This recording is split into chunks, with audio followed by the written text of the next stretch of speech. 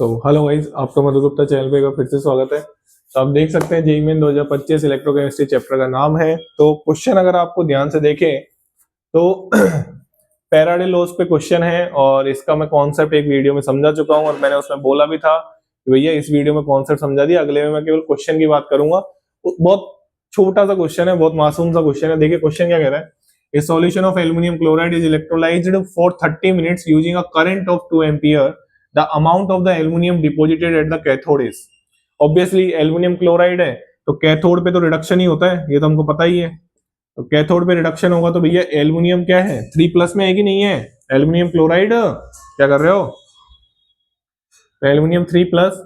हाँ भाई, कितने इलेक्ट्रॉन लेगा, 3 इलेक्ट्रॉन लेगा, क्या बनाएगा एल, यही करेंगे है ना। तो हमने फैराडे का फर्स्ट लॉ ये कहता था कि भैया जितनी इलेक्ट्रिसिटी पास करोगे वो डायरेक्टली प्रोपोर्शनल होगा जितना अमाउंट डिपॉजिट हो रहा है, चाहे कैथोड पे हो रहा हो चाहे एनोड पे हो रहा हो, इवोल्व हो रहा हो। बात समझ में आ गई। चलिए, तो उन्होंने ये बात करी कि W is directly proportional to Q। फिर W से एक फॉर्मूला बनाया हमने ZIT वाला। अरे बनाया था नहीं बनाया था, ZIT वाला। यहाँ पे सर Z क्या होता है, Z होता है आपका E/96500। सारी चीजें बता रखी है मैंने। E का मतलब क्या होता है सर, इक्विवेलेंट मास होता है। इसको अपन कैसे लिख सकते हैं, इसको अपन लिख सकते हैं molar mass upon n factor into 96500। कोई टेंशन वाली बात नहीं है, ठीक है। n फैक्टर क्या होता है ये मत पूछ लेना बस, ठीक है ना। चलिए आगे बढ़ते हैं। तो W हमको निकालना है, किसका निकालना है, एल्युमिनियम का निकालना है मेरे हिसाब से। अब यहाँ पे जो यूनिट है ना वो बहुत इंपॉर्टेंट है, ये सेकंड में होता है, ये एम्पियर में होता है।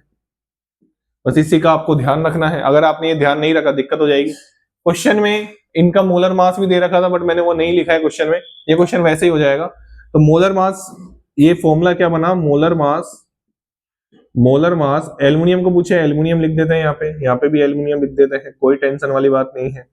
n फैक्टर इंटू 96500 इंटू, हाँ भाई पहले फॉर्मूला लिख दूं, पहले फॉर्मूला लिख देते हैं I इंटू टी। चलिए तो सॉरी, तो यहाँ पे क्या हो जाएगा 27। हाँ भाई, इसका एन फैक्टर कितना है, अरे एल्युमिनियम का एन फैक्टर यार कितने इलेक्ट्रॉन ले रहा है ये, 3 ना, इसका एन फैक्टर में कितना हो जाएगा 3।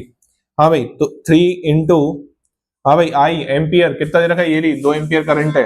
हाँ भाई 30 मिनट दे रखा है, सेकंड में चेंज कर लेना नहीं तो आंसर गलत ही आएगा।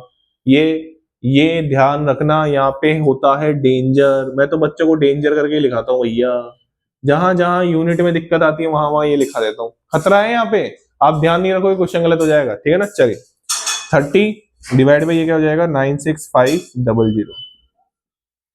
काट पीट लेना, ये ऐसे कट जाएगा, ये 3 से 3 कट जाएगा, तो मेरे हिसाब से ये लगभग 54 इंटू 6 डिवाइड बाई 965। तो ये मेरे हिसाब से आ रहा है 6 चौका 24, 2 6 30 32 डिवाइड बाई 965।